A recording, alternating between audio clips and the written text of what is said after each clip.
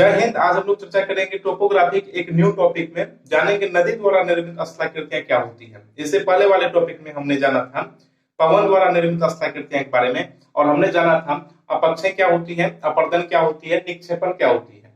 ठीक है, तो आज हम लोग जानेंगे नदी द्वारा जो निर्मित स्थलाकृतियां हैं ये क्या होती है। तो बने रहे हमारे इस वीडियो में। जैसा कि आप सभी जानते हैं, हमने इससे पहले वाले टॉपिक में बताया है अपक्षय किसे कहते हैं, अपर्दन किसे कहते हैं, ठीक है, निक्षेपण किसे कहते हैं, ठीक है। और नदी की जो अवस्थाएं हैं, युवावस्था, प्रौढ़ावस्था एवं वृद्धावस्था, किसकी अवस्थाएं, नदी की अवस्थाएं, नदी की अवस्था के बारे में हमने बताया। क्या बताया था अपक्षय में, अपक्षय मतलब होता है चट्टानों का टूटना, यानी कि जब चट्टानें बल एवं दाब के माध्यम से टूटती हैं तो हम लोग उसे अपक्षय कहते हैं, ठीक है। और अगर यानी रासायनिक माध्यम से टूटती है, यानी कि अम्ल के माध्यम से टूटती है, क्षार के माध्यम से टूटती है, तेजाब के माध्यम से टूटती है, तो हम लोग उसे क्या कहते हैं, रासायनिक अपक्षय के नाम से जानते हैं, ठीक है। अपर्दन का मतलब होता है घिसावट, यानी किसी भी चीज में रगड़ उत्पन्न होगी। ये हवा के माध्यम से भी हो सकती है, समुद्र के लहर के माध्यम से भी हो सकती है, और क्या हो सकती है, बर्फ के माध्यम से भी हो सकती है। और निक्षेपण का मतलब होता है कि गाद या कचरे को एक स्थान से दूसरे स्थान में क्या करना, जमा करना। जो भी कचरे मलबे होते हैं उसे क्या करना, जमा करना, ठीक है। और नदी की अवस्था के बारे में हमने बताया था, युवावस्था क्या है और प्रौढ़ावस्था क्या है, वृद्धावस्था क्या है। अभी हम लोग जानते हैं नदी द्वारा निर्मित स्थलाकृतियां के बारे में, ठीक है। यानी जहां से नदियां निकलती हैं, ठीक है, ये नदियां हैं, ये पर्वतीय क्षेत्र है, ठीक है। तो पर्वतीय क्षेत्र से जब नदियां निकलती हैं तो जो कमजोर चट्टानें होती है उसे तोड़ देती है, अपक्षय के माध्यम से क्या करती है, उसे तोड़ देती है, ठीक है। तोड़ने के फलस्वरूप क्या करती है, तो ये जो कठोर चट्टानें हैं वो तो रहती ही है, और कमजोर चट्टानें को क्या करती है, तोड़ करके क्या कर देती है, उसे यानी अपने मार्ग से हटा देती है, ठीक है। तो जिस मार्ग से ये तोड़ती है, यानी कि इस प्रकार से जो लाइनें हैं, इस प्रकार से जो रेखाएं खींची गई है हमने, ठीक है, और जो कठोर चट्टाने को अपने स्थान पे है और जो मुलायम चट्टान को तोड़ दी, हम लोग इसे क्षिप्रिका कहते हैं। कैसे इसके नाम से जानते हैं, क्षिप्रिका के नाम से, ठीक है, क्षिप्रिका कहते हैं हम लोग इसे, ठीक है। और जब नदियां जहां से निकलती हैं तो हम लोग उसे कहते हैं भी आकार की घाटी, है ना, भी आकार की घाटी। यानी नदियां जब जहां से निकलती है, जिस स्थान से नदियां निकलती है, यानी नदी जहां से निकलती है ना, नदी का प्रारंभ, नदी का प्रारंभ जहां से होती है तो हम उसे क्या कहते हैं, भी आकार की घाटी कहते हैं। इसे ही हम लोग उद्गम कहते हैं, ठीक है, इसे हम लोग भी आकार की घाटी कहते हैं, ठीक है, भी आकार की यानी भी आकार की घाटी, ठीक है। और फिर क्या कहते हैं, इसी को उद्गम कहते हैं, उद्गम कहते हैं, ठीक है। और इस प्रकार की जो रेखाएं हैं, ठीक है, हम लोग इसे क्षिप्रिका कहते हैं। यानी कि कठोर चट्टान अपने स्थान में है और जो मुलायम चट्टान है उसे क्या करते, उसे तोड़ करके हटाती है, ठीक है। और अगर यही भी आकार की घाटी और अगर गड्ढी हो जाती है, इस प्रकार से हो जाती है, तो हम लोग उसे गार्ज के नाम से जानते हैं। यानी कि अगर गड्ढी हो गई, भी आकार की घाटी जो है वो अगर और गड्ढी हो जाती है तो हम लोग उसे क्या कहते हैं, गार्ज कहते हैं, ठीक है। इस प्रकार से अगर हो गई है तो, ठीक है। लेकिन अगर पूरा मतलब स्ट्रेंथ हो गई है तो हम लोग उसे कैनियन कहते हैं। क्या चीज के नाम से जानते हैं, कैनियन या आई आकार की घाटी, कैनियन या आई आकार की घाटी। गार्ड्स की अगर बात करें तो ब्रह्मपुत्र, सतलज एवं सिंधु नदी जो है ये गार्ड्स का निर्माण करती है। ब्रह्मपुत्र,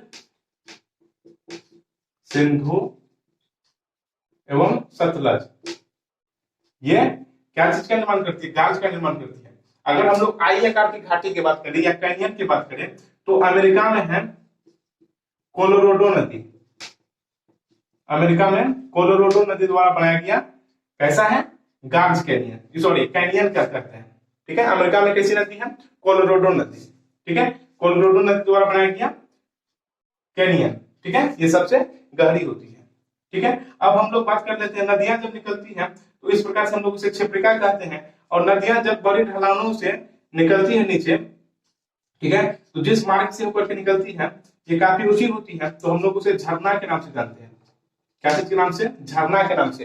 इसे ही हम लोग जलप्रपात कहते हैं, इंग्लिश में इसे ही हम लोग वाटरफॉल के नाम से जानते हैं। क्या चीज के नाम से, वाटरफॉल के नाम से।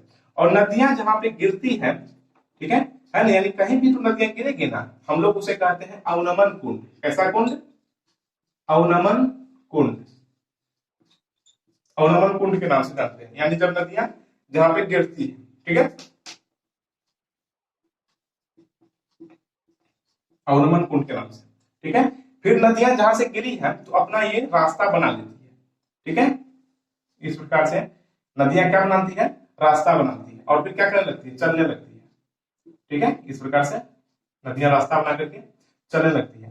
तो आप देख रहे होंगे ये असकार की घाटी, यानी इंग्लिश के जो अक्षर हैं असकार की घाटी के जैसा, मतलब ये क्या बना ली है, संरचना बना ली है, इसलिए हम इसे कहते हैं असकार की घाटी, असकार की घाटी, असकार की घाटी कहते हैं। इसी को हम लोग विसर्ग भी कहते हैं, है ना, यानी सांप की जैसा चल रहा है, टेढ़ा मेढ़ा चल रहा है, टेढ़ा मेढ़ा नदियां ये मैदानी क्षेत्र में चलती है, ठीक है। और इसे ही हम लोग मेनांडर क्या कहते हैं, हम लोग इसे मेनांडर कहते हैं, ठीक है। और ये असकार की घाटी की जैसा चलता है, ठीक। और ये काफी कहीं कहीं पे जो है इसका जो मोरदार है वो काफी अधिक हो जाती है, ठीक है। ये जो मोरदार है काफी कहीं कहीं पे अधिक हो जाती है, और नदियां पूरा नहीं मुड़ पाती है, कभी कभी जो नदियां हैं ये यहीं से घूम जाती है, ठीक है, यहीं से घूम जाती है।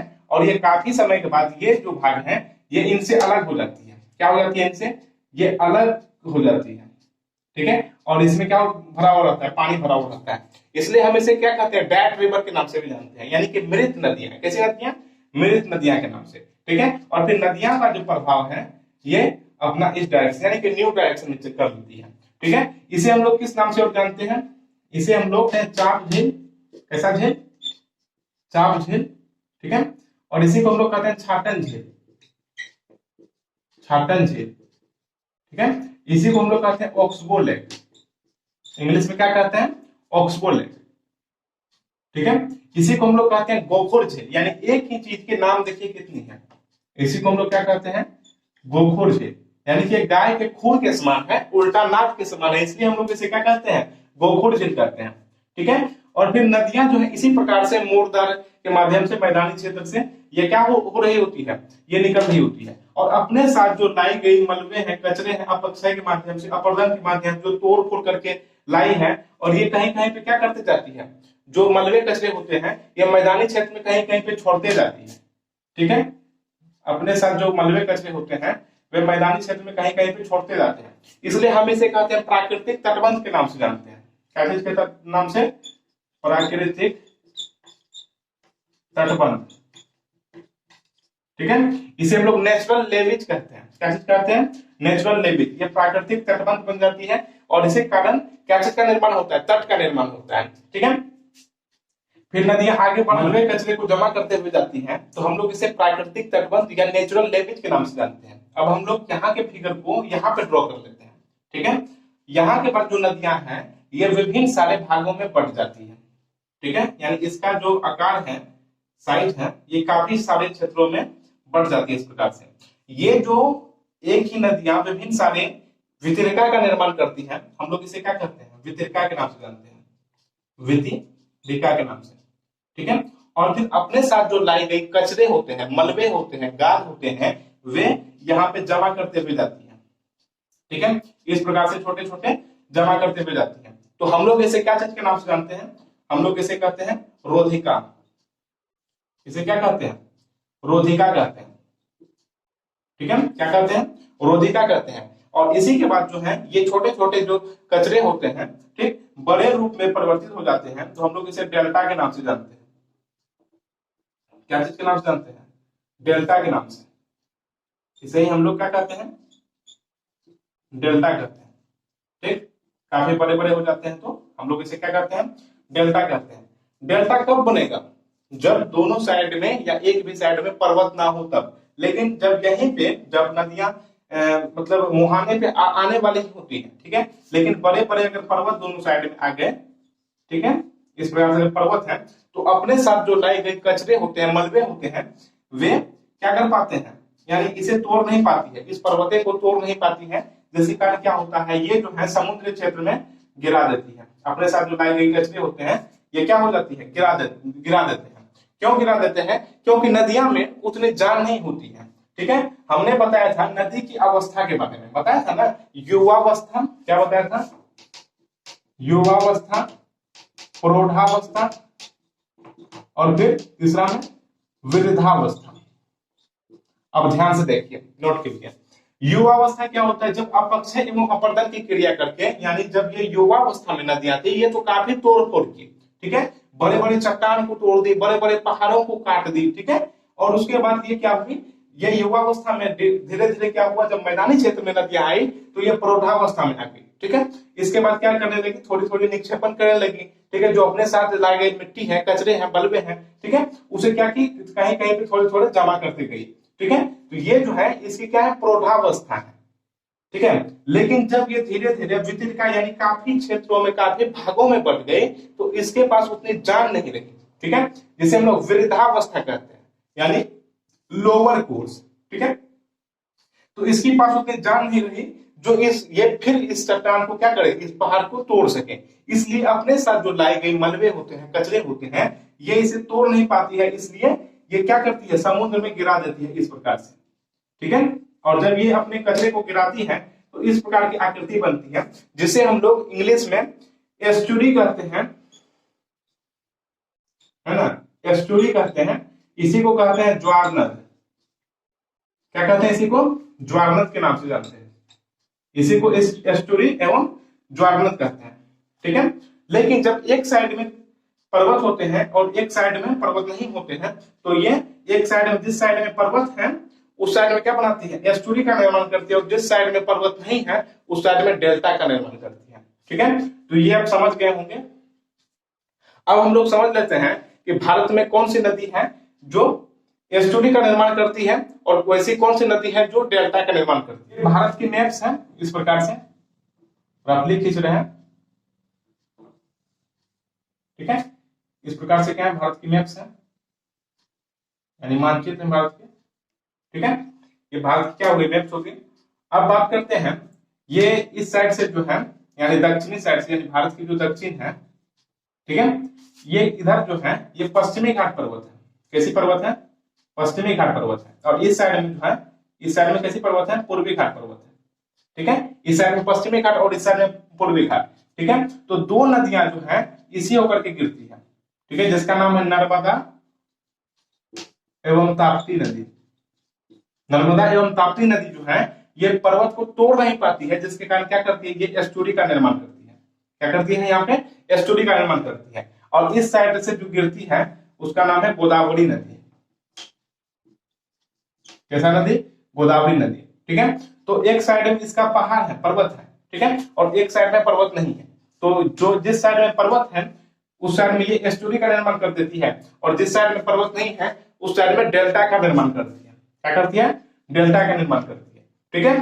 तो गोदावरी नदी द्वारा बनाया गया डेल्टा, ये एस्टुरी जो है ये सबसे बड़े होते हैं, क्योंकि इसकी यहाँ से ये जो गोदावरी नदी जो मलबे कचरे लाते हैं ये सबसे अधिक होते हैं इन सभी के कंपेयर में, ठीक है। और यहां से जो है ये गंगा नदी यूपी बिहार होकर के आकर के यहाँ पे बंगाल की खाड़ी में गिरती है, ठीक है। तो इसके यानी गंगा नदी के द्वारा जो बनाया गया डेल्टा होता है, मलबा कचरा होता है, क्योंकि इस साइड में पहाड़ नहीं है, तो अपने साथ जो मलबा कचरे हैं वे क्या करते हैं, इसी सब साइड में जो है यानी मैदानी क्षेत्र में क्या कर देती है, जमा कर देती है, ठीक है। तो गंगा नदी द्वारा बनाया गया सबसे बड़ा डेल्टा है सुंदरबन का डेल्टा। कैसा डेल्टा? सुंदरबन का डेल्टा। सुंदरबन का जो डेल्टा है वे सबसे बड़े हैं। किस नदी के द्वारा बनाया गया है? तो गंगा नदी के द्वारा, ठीक है। तो ये आप समझ गए होंगे कि किस प्रकार से नदियां डेल्टा का निर्माण करती है, एस्टुरी का निर्माण करती है, ज्वारनद का निर्माण करती है। आज हमने जाना नदी द्वारा निर्मित स्थलाकृतियों के बारे में, कि वी आकार की घाटी क्या होती है और गर्ज क्या होते हैं, कैनियन क्या होते हैं, और ये इस प्रकार की संरचना को हमने यहाँ पे ड्रॉ किया, ठीक है। तो समझ गए होंगे। आज यहीं तक, फिर मिलेंगे अगले वीडियो में, तब तक के लिए जय हिंद।